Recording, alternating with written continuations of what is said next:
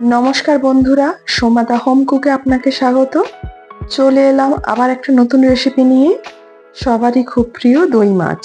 বাড়িতে অতিথি এলে মাছটা এরকমভাবে বানাবেন, খেতে দুর্দান্ত হয়। রুই বা কাতলা যে কোনো মাছ দিয়েই বানাতে পারেন। আমি এখানে রুই মাছের গাদা পিসগুলো নিয়ে নুন হলুদ মাখিয়ে রেখেছি। তারপর সরিষার তেলে মাছগুলো এপিট ওপিট করে ভালোভাবে ভেজে নিয়েছি। ভিডিওটি স্কিপ করে দেখবেন না।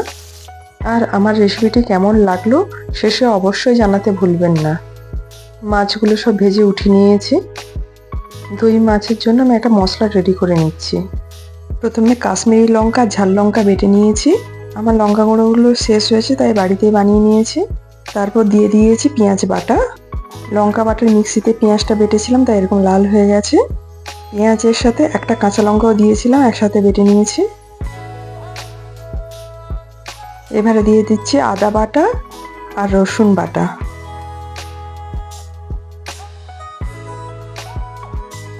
আর দিচ্ছি হলুদ গুঁড়ো।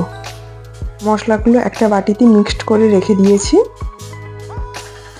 দই মাছ মানে অবশ্যই দই লাগবে। আমি মিক্সিতে দই, চিনি আর একটু লবণ দিয়ে ফেটিয়ে নিয়েছি। আপনারা চাইলে হাতের সাহায্যেও ফেটিয়ে নিতে পারেন। এবার দিচ্ছি পোস্ত বাটা আর কাজু বাদাম বাটা দিয়ে ভালোভাবে মিক্সড করে নিচ্ছি দইয়ের সাথে। আমি বেশিরভাগ সময় ফ্রিজে কাজু আর পোস্ত আলাদা করে বেটে রেখে দিই। অনেকদিন ভালো থাকে আর রান্নার জন্য সহজে ব্যবহার করা যায়। দই মাছ কিন্তু পুরোটাই সরিষার তেলে হবে। তেলটা ভালোভাবে গরম হয়ে যাওয়ার পরে কালো জিরে ফোড়ন দিয়ে দিয়েছি। আর দিচ্ছি গরম মশলা ফোড়ন, এতে এলাচ, লবঙ্গ আর দারচিনি রয়েছে। আর দিয়েছি দুটো কাঁচা লঙ্কা। এরপর রেডি করা মশলাটা দিয়ে ভালোভাবে কষিয়ে নেব। এই রান্নাটা খুব সহজে করা যায় এবং খুব টেস্টি হয়। গরম গরম ভাতের সাথে অসাধারণ লাগে। এখানে একটু হলুদ দিয়েছি, হলুদটা আমার কম মনে হচ্ছিল তাই। তবে মশলাটা একটু সময় দিয়ে কষাতে হবে। এই রান্নাটা মশলা কষার উপরেই নির্ভর করে টেস্টটা। আমি খুব অল্প আঁচে মশলাটা কষিয়ে নিচ্ছিলাম।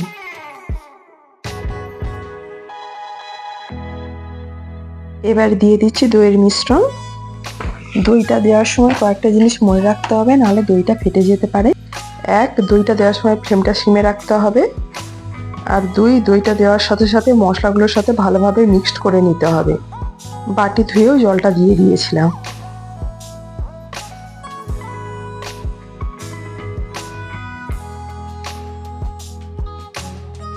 এখানে আমার আরেকটু লবণ আর চিনি লেগেছে। আপনাদের না লাগলে এখানে স্কিপ করে যাবেন। এবার ঢাকা দিয়ে ভালোভাবে কষিয়ে নেব। মশলা থেকে তেলটা ছাড়া পর্যন্ত ওয়েট করব। এবার দিচ্ছি পানমৌরি গুঁড়ো। নর্মাল পানমৌরি গুঁড়ো করে দিচ্ছি। আবারও ঢাকা দিয়ে মশলাটা ভালোভাবে কষিয়ে নিচ্ছি।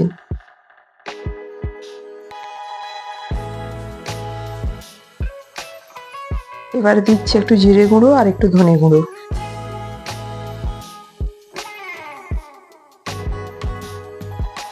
দেখুন কি সুন্দর মশলাটা কষানো হয়ে গেছে, তেলটা কেমন উপরে ভেসে এসছে। এবার গরম জল দিয়ে দিচ্ছি, যতটা আমার গ্রেভি লাগবে সেই অনুযায়ী।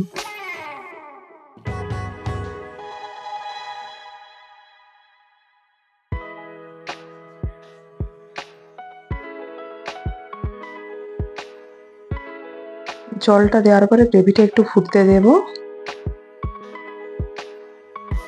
তারপর ভেজে রাখা মাছগুলো আমি একে একে দিয়ে দিচ্ছি। বন্ধুরা, আমার যদি রেসিপিটা পছন্দ হয় অবশ্যই শেষে লাইক এবং কমেন্ট করতে ভুলবেন না। আর যদি আমার চ্যানেলে নতুন হন অবশ্যই সাবস্ক্রাইব করে পাশে থাকবেন। আর পাশে থাকা বেল আইকনটি ক্লিক করতে ভুলবেন না, যাতে আমার রেসিপিটি সবার প্রথম আপনাদের কাছে পৌঁছে যায়। মাছগুলো ঝোলের মধ্যে দিয়ে চেরা কাঁচা লঙ্কা আর ধনেপাতা কুচি ছড়িয়ে দিচ্ছি। তারপর ঢাকা দিয়ে একটু ফুটতে দেবো, যাতে মাছের মধ্যে মশলাগুলো ঢুকে যায়।